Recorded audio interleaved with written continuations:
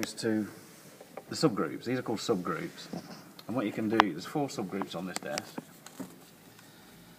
So if you assign, we've got everything at the moment is assigned to 1 and 2. And with this pan, if you go right, it'll go to sub 2, and if you go left, it'll go to sub 1. So when you're not using it for stereo mixing, you're using it for subgroup assignment.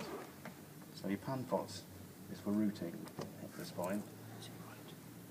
And the reason you have subgroups are for various reasons, but the most obvious one would be, say you get all your singers, nicely all balanced, set them to subgroup, then you can bring all the volumes down together. Your drum kit you would have all on one group, so you could, once you've got your drum kit mic'd up properly, then you've got control of the whole drum sound. So you just bring the drum. It's current sound, so it's not left and right or anything like that. No, it's in mono at the moment. I'm going to look at, probably, we've got enough amps, so I'm going to see if we can change that at some point, but it's not necessary. It just sounds better in stereo, but it's not essential. When you go to your subgroup, this has got 2 buttons here. You've got assign, left and right. And that's to your left and right channels of your output. So it's channel, subgroup, master output. Whichever way you fade it, if you've got this left and right, will fade to the left and right outputs of here, which will make no difference, as I'm saying, because we're in mono, but it will make a difference to where it routes in the group.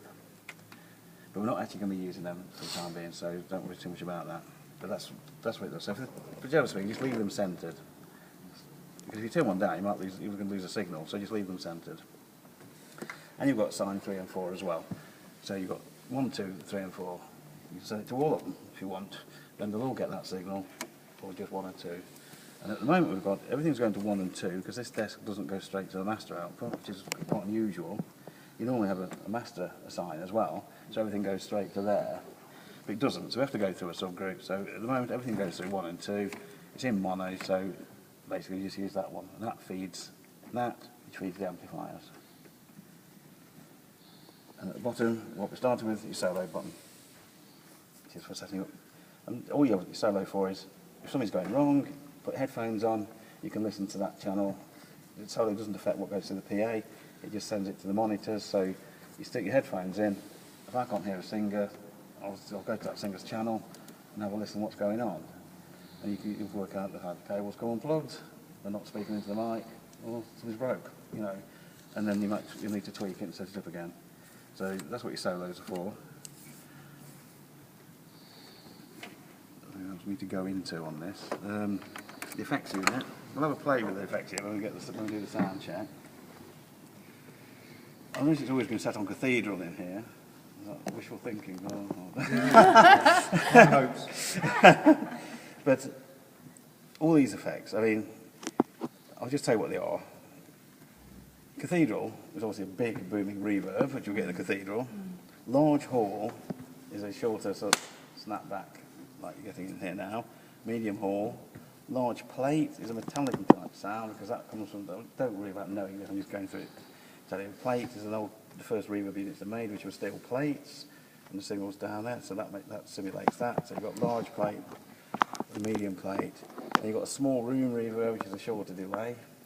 So it's a very quick snap back. Delays 1, 2, 3 and 4 are delays, so you go 1, 1, 1, 1. That's a delay. Okay, as opposed to a reverb, which is instant almost. Chorus, it sort of multiplies the sound. It makes it sound like there's more than one person theoretically. It doesn't. Flange is a guitar effect, which is actual and phases and those sort of things. And spring is the amplifier. The spring reverb you hear in most amplifiers, where you drop it, goes. That's your spring, it's the reverb unit, that's simulating that. Why would they ever bother putting that kind of thing? Because there's no way that you'd set a thing up to sound like that all the time. Guitarists would, yeah. It's a classic guitar sound. My Fender's got spring reverb in it. But if you set the desk up for that, everything that comes through it will have that. You wouldn't use it for that. You might, you can choose what goes to it. So you might not be using effects or anything else, but you want to put the guitar through the spring reverb.